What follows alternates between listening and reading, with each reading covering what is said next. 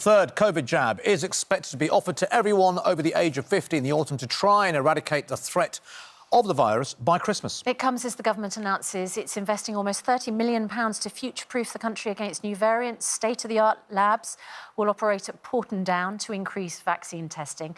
So we're joined now by the Vaccines Minister, Nadhim Zahawi. Mr Zahawi, it is always good to see you on the programme because very often you bring good news. So I don't mean to insult you by saying we were hoping for Boris Johnson. Is there a reason why the day before huge number of local elections, important by-election, council elections, national elections, we have not seen your party leader? I think that's unfair, Susanna, because Boris is out and about, up and down the country, doing media.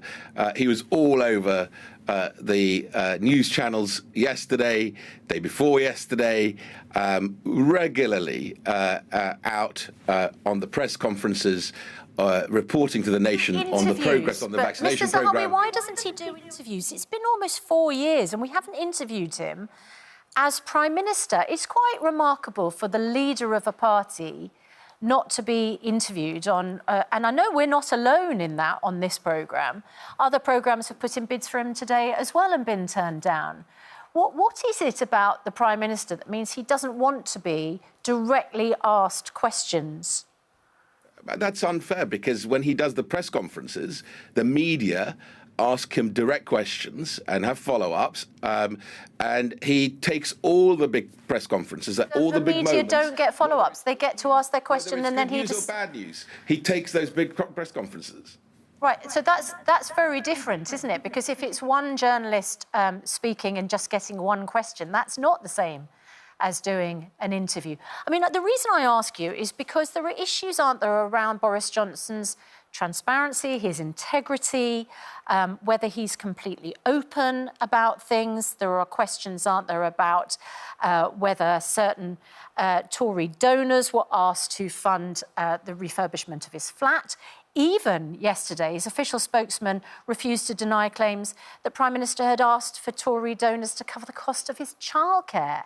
So these are really important questions as well, and yet he's not out here answering them. Well, you've asked the question, so let me just... There's a lot there to unpack. First of all, on Wilfred's childcare, Boris Johnson pays for his son's childcare. On the flat, he has been very, very open and has explained umpteen times that he paid for the refurbishment. Your viewers will be asking themselves, you know, did we pay for it? Did the taxpayer fund the flat? No, the taxpayer didn't. Boris funded that. In previous years, asking whether he was truthful like Tony in the Blair first place spent £300,000 about on the who refurbishment. covered the Taxpayers' cost. money. Sorry. The viewers want to know if the Prime Minister is honest and truthful and who initially paid the costs of the refurbishment and whether the Prime Minister asked for Tory donors to pay those costs. Yes, we know that eventually he covered the costs, but there aren't 3 inquiries into this for nothing, are there? Well, the viewers want to know, is this Prime Minister working hard for them? 13 million people have been protected with the furlough scheme. We've delivered the largest vaccination programme in the history of this country. The NHS family coming together with our armed forces, local government, 80,000 vaccinator volunteers, 200,000 volunteers. They want to know what he's going to do in terms of investment in their constituencies. They want to know what councils that are run by Conservatives will deliver in terms of services and low council tax versus Labour and Lib Dem councils that deliver high council tax and you know, dare I say, lower quality services. But what they want to know is the Prime Minister working night and day to get us through this pandemic and then really invest £640 billion of investment. That is, you know, 2/3 of £1 trillion will go into infrastructure, whether it be broadband, roads, rail, across the board, offshore wind. That is what Boris Johnson is delivering. That's what your viewers want to hear, Adil. That is what your viewers want to hear, my friend. I think it's up to the viewers to decide. No, exactly that. If the viewers want to hear that, you're saying the viewers want to hear all this positive news, how brilliantly he's doing, Why doesn't he do a sit-down interview right here on Good Morning Britain, BBC, on Sky? Why doesn't he sit down, give interviewers 10 minutes and let the viewers hear that? If you're saying that's what they want to hear and it's going so well, with elections tomorrow, it'll be in his interest to do the interview, wouldn't it? Why doesn't he do it? Well, again, they want to see him also working with Sean Bailey in London, with Andy Street in Birmingham, with Ben Houchen in Teesside. Come on, you've just said He exposes himself to the media and to scrutiny, both in Parliament every Wednesday. Of course, the press conferences in the good news days and in the not so good news. You will remember the tough time we had on the 18th of December, the 19th of December. Boris was there addressing the nation, taking questions. I know that you have to run this line because clearly it's a line that you think people are interested in. I guarantee you, I used to be in the business of measuring public opinion before entering politics. People want to hear about what he's doing for the future of their children, their grandchildren, for keeping them safe, for investing in their constituency. No one's denying that people want to hear that, but people want to hear him say that in an interview right here on Good Morning Britain, on BBC Breakfast, on Sky News. Want to see him sit down and speak to the audience. He doesn't appear to be doing that. We've seen that previously with Prime Ministers. I saw it with David Cameron. David Cameron wasn't so afraid to do these interviews. We would see him do it. But for some reason, it's puzzling. You're saying it's a positive picture. Everything is going swimmingly. It's brilliant. But our Prime Minister, the leader of our country, is refusing to speak on big national platforms directly to the audience. It's very different to doing a Prime Minister's questions. It's very different to doing a press conference. Doing an interview on live television to your audience on a morning to set the agenda is a very different thing, and you know it, and that's why you're here. And he sends people like you out, but he won't come and do it himself. You've got to accept that is a concern. How many times has the Prime Minister been out at vaccination centres, at test sites, at investment in manufacturing? Each outing, every single day, he then submits himself to an interview on your channel, on the BBC, on Sky, with journalists on those outings. He is out night and day looking at how we're delivering the vaccination programme, visiting the manufacturers. He's been to Scotland to see Valneva. He's been to see Oxford Biomedica, who are doing brilliantly with the Oxford AstraZeneca supplies for us. He's been to Teesside. He's been all over the country. And every visit, he takes questions from journalists and you play them on your channel. Okay. So it's unfair of you to in some way characterise this as Boris not doing interviews. Yeah, except it's not unfair of us to want to interview the Prime Minister. I mean, voters would like to see an interview with the Prime Minister. I don't think that's unfair or unreasonable. I do want to ask you, the vaccination programme, clearly very, very successful. There are a huge number of mistakes and missteps, though, that have been made during the course of the pandemic. Those are questions we'd like to ask as well. Want to ask specifically about funerals and weddings. From the 17th of May, more than 30 people will be able to mourn their loved ones. This is one of those situations where it's been absolutely terrible if you've lost someone during the pandemic, to then see pub gardens open up with huge numbers of people gathered together in the same place, to see those events in Liverpool where thousands of people have been together. It's been terribly delayed, allowing people, more than 30 people, to attend a funeral.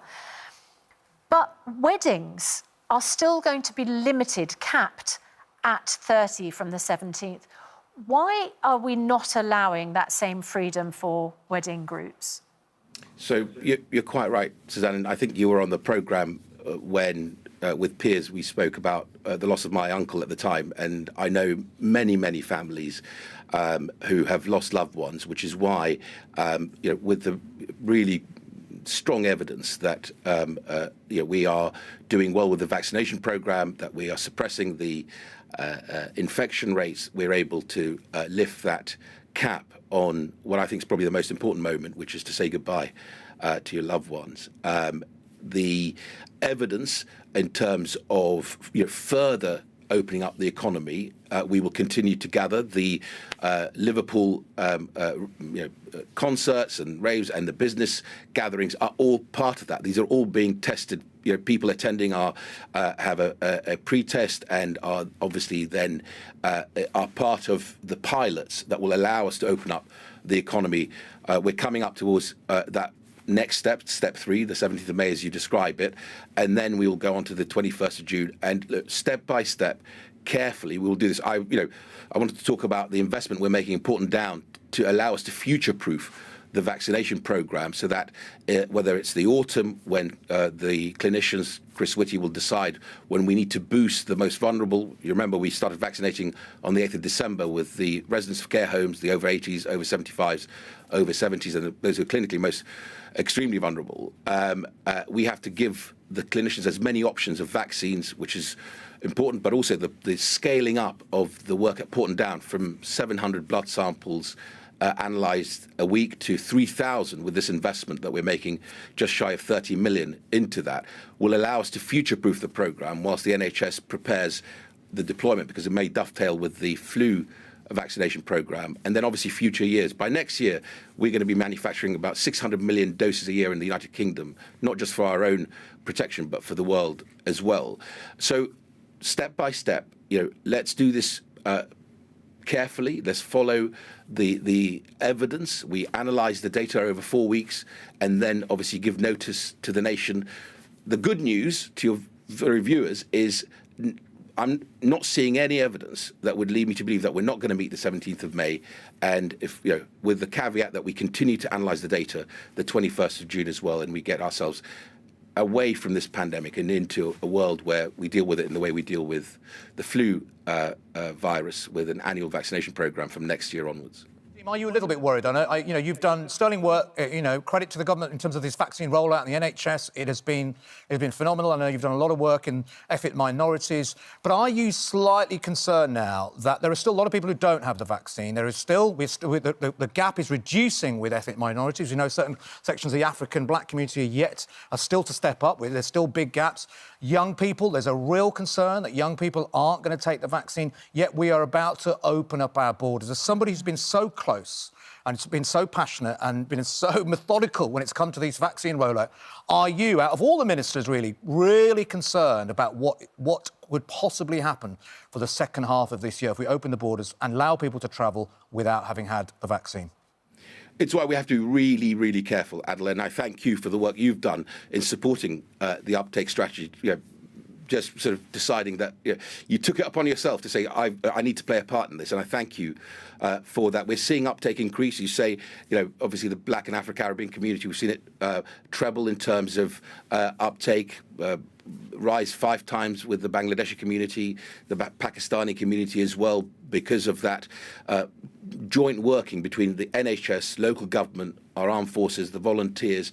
We're now able to see exactly where, by postcode, which communities we need to really focus on. We're running some pilots in places like Luton on offering the vaccine to multi-generational households. So a lot of work to make sure we get the uptake. You're absolutely right. Vaccine positivity is incredibly high in the UK. It's running at 83, 84% of people, adults, saying they will be vaccinated. 9 out of 10 45-year-olds have now got the protection of a single dose. That's great, but that sort of 14, 15% where they're still hesitant. If the virus gets hold of those communities, it will go through them like wildfire. I will not stand by and watch that happen, which is why we're spending so much resource and time on this. The border issue, you're absolutely right, and Grant Shapps will say more end of this week on the green countries. We've got 40 countries on the red list, and then, of course, the amber countries. We've got very stringent border controls in place, and we make sure that they're policed properly, both in terms of police visits. I think over 1,000 visits are happening a week, and of course the enforcement side is strong, but also the pre-departure test, the test after 2 days, the test after 8 days are incredibly important as part of that surveillance system, and then the ability to surge test very, very forensically, then be able to genome sequence those that are found positive and to isolate will go hand in hand with the vaccination program to allow us to get back to normal, hopefully June 21st and then beyond. OK. All right, Nadhim Zahawi, we thank you very much for your time. Thanks for joining us this morning on Good Morning Britain. Because there are a number of elections tomorrow, we have to let you know about certain areas. This is the full list of candidates standing in the West Midlands mayoral elections. And this is a list of the candidates running in tomorrow's Mayor of London election, which I'm going to read for you. Sean Bailey from the Conservatives, Cam Baalayev from Renew, Sean Berry from the Green Party, Count Binface Party, Valerie Brown, the Burning Pink Party, Piers Corbyn, Let London Live, Max Fosh, Independent, Farah London, Independent, Nims Abunge, Independent, Nico Omilana, Independent, Lawrence Fox, the Reclaim Party, Peter Gammons, the UK Independence Party, Richard Hewison, Rejoin EU, Vanessa Hudson, Animal Welfare Party, Steve Kelleher, Social Democratic Party, Sadiq Khan, Labour, David Curtin, Heritage Party, Louisa Porritt, Liberal Democrats, Mandy Reid, Women's Equality Party, Brian Rose, London Real Party. Fantastic. That was great fun, wasn't it?